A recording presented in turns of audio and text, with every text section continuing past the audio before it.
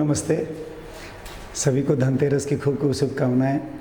आज जो है धनतेरस किस उद्देश्य से है, किस मकसद से धनतेरस मनाया जाता है, उसकी हम लोग चर्चा करेंगे। तो धनतेरस मुख्य रूप से अगर अब देखें तो है ना, महर्षि धन्वंतरि जो हैं, जो आयुर्वेद के देवता कहे जाते हैं, उनके जन्म दिवस पे मनाया जाता है। धन्वंतरि जो है वो कार्तिक मास के कृष्ण पक्ष के तिरोदशी को उनका जन्म दिवस हुआ था। इसलिए धन्वंतरि जो शब्द है ना, वो धनतेरस जो है धन्वंतरि का धन और तिरोदशी का तेरस से लिया गया है। और इस दिन जो है वो हम धनतेरस के दिन धन्वंतरि भगवान की पूजा करते हैं और अर्चना करते हैं। और ये मुख्य रूप से है ना, पूरे विश्व को आयुर्वेद का ज्ञान देने वाले ये देवता रहे हैं। तो आज मुख्य रूप से हमें इनकी पूजा करनी होती है। और अब क्या है, अभी का समय क्या चल रहा है कि शरद ऋतु खत्म होकर के शीत ऋतु का प्रारंभ हो रहा है। और ऐसी स्थिति में हमारे वातावरण में जो है बैक्टीरिया, वायरस और इन सब जो सूक्ष्म जीवों का प्रभाव बहुत ज़्यादा होने वाला है। तो आने वाले समय में टेम्परेचर बहुत ज़्यादा गिर जाएगा। तो ऐसी स्थिति में हम अपने शरीर को ठीक रख सकें, बढ़िया रख सकें, शरीर को स्वस्थ रख सकें, इसलिए आज धन्वंतरि की पूजा की जाती है और आयुर्वेद को अपनाने की बात की जाती है कि अपनी ज़िंदगी में आयुर्वेद को अपनाएं। ठीक है, जैसे हम लोग जानते हैं कि एक हमारे जो है वो कहावत है कि वो पहला धन निरोगी काया। तो पहला धन निरोगी काया मतलब क्या हुआ, जो हमारा सबसे बड़ा जो धन है वो हमारा ये शरीर है, वो हमारा निरोग रहे। तो वो निरोग कैसे रहेगा? वो निरोग तभी रहेगा जब आयुर्वेद का शरण लेंगे। इसलिए आज पहला ही दिन, दीपावली के प्रारंभ के दिन ही हम लोग स्टार्ट करते हैं और प्रारंभ करते हैं धन्वंतरि देवता को ये करके, जो कि आयुर्वेद के देवता हैं। तो जब तक आप आयुर्वेद की शरण में नहीं जाएंगे तब तक आप स्वस्थ नहीं रह सकते। इसलिए कितना भी धन कमा लीजिए, यदि हम शरीर ही स्वस्थ नहीं रहेगा तो कोई फ़ायदा नहीं है। तो इसलिए पहला धन जो है, इस पे हमको ध्यान देना चाहिए।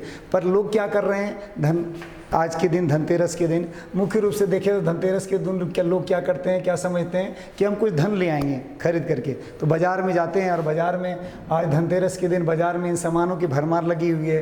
TV, fridge, AC, cooler, mixie, mobile, car, motorcycle, ये सब, वॉशिंग मशीन, ये सब जा कर के हम लोग खरीद करके ले आते हैं। तो ये एक तरह से घर को कबाड़ खाना बना लेते हैं। जबकि वास्तविकता में क्या होना चाहिए कि वास्तविकता में अपने जो शरीर है उस पर ध्यान देना चाहिए कि वो ही मुख्य धन है। तो और कुछ लोग थोड़े जो समझदार होते हैं तो सोचते हैं कि धनतेरस में कुछ बर्तन ले आएँ। तो बर्तन भी लाते हैं तो ये ज़्यादातर जो है वो स्टील का या तो प्रेशर कुकर को खरीद के ले आते हैं, स्टील का, या आजकल नॉन स्टिक यूटेंसिल बन गया वो ले आते हैं, या जो फाइबर्स के होते हैं वो सब बर्तन ले आते हैं। तो वास्तविक में जो है अभी अगर बर्तन भी खरीदने की परंपरा बनाई गई है तो मुख्य रूप से जो बर्तन खरीदने की परंपरा बनाई गई है कि वो परंपरा में है कि तांबा, कांसा, पीतल, इन सब के बर्तन की खरीदने की परंपरा। क्यों तांबा, कांसा, पीतल क्यों लेना है?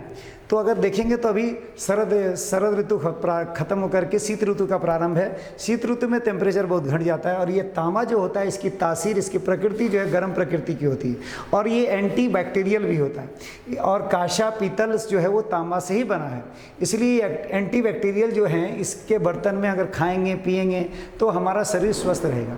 तो अगर देखेंगे, अगर पूरे दीपावली के मोटिव को देखें, लक्ष्य को देखें, तो ये लक्ष्य मुख्य रूप से ये है कि हम स्वस्थ रहें।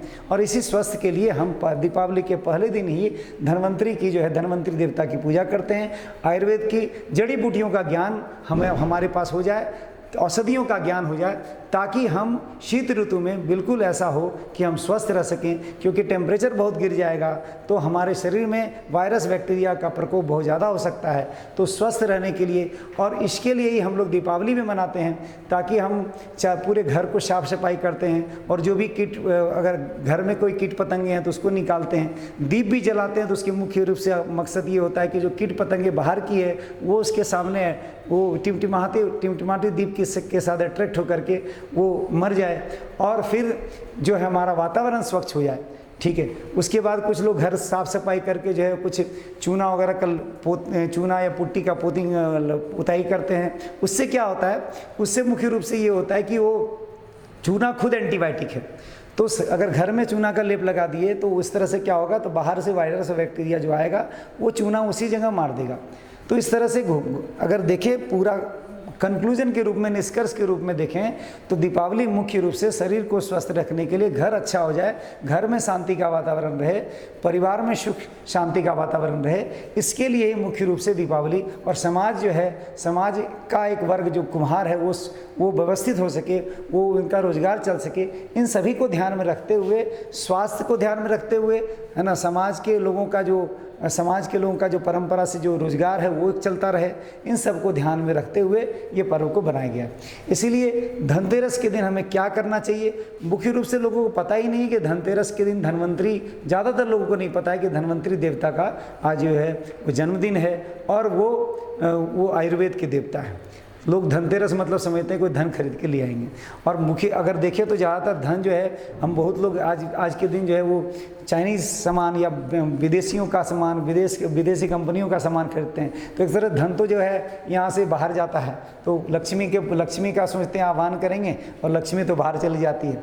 तो ये सबको अगर आप देखते हैं ध्यानपूर्वक, मुख्य रूप से आपको ये चीज़ ध्यान रखना है कि पहला धन निरोगी काया। अगर आपका ये काया निरोग है तो शरीर निरोग है, तब तो आप स्वस्थ हैं तो बहुत धन कमा लेंगे, बहुत कुछ कर लेंगे। लेकिन अगर स्वस्थ ही नहीं है, शरीर पे ही ध्यान नहीं देंगे, तो फिर आप कैसे कर सकते हैं। ये आपका साधन है, इस साधन को ठीक रखना है। इसीलिए धन्वंतरी की पूजा करनी है, आयुर्वेद को अपनाना है, और उसको आगे अपने जीवन में ये फॉलो करना है, उसको अपने जीवन में उतारना है, तभी ये हो सकेगा। नहीं तो बहुत बड़े बड़े पैसे वाले, है ना, अभी परसों ही जो है ना, पंकज धीर जो महाभारत के जो उन्होंने कर्ण का रोल किया था, उनको कैंसर से ये हो गया। क्या उनको कमी थी क्या? उनके पास करोड़ों रुपए थे, लेकिन वो नहीं ठीक से कर सके। ऐसे हजारों उदाहरण हैं जिनके पास करोड़ों अरबों रुपये रहे हैं, लेकिन पैसे से वो अपने स्वास्थ्य को ठीक नहीं कर सके। तो आपको शरीर को ध्यान देना पड़ेगा, आयुर्वेद को ध्यान देना पड़ेगा। इसीलिए आज धन्वंतरी की पूजा करी जाती है और धनतेरस मनाया जाता है। पर हमारा आज बाजारीकरण ने धनतेरस को कुछ और मोड़ दे दिया है। इसलिए आप सभी से आग्रह है कि आयुर्वेद को अपनाएं, धनतेरस को समझें, धन्वंतरी को समझें, और अपनी ज़िंदगी में अधिक से अधिक स्वस्थ रहने का प्रयास करें। सभी इसी के साथ सभी को दीपावली की खूब खूब शुभकामनाएं। धन्यवाद सभी को।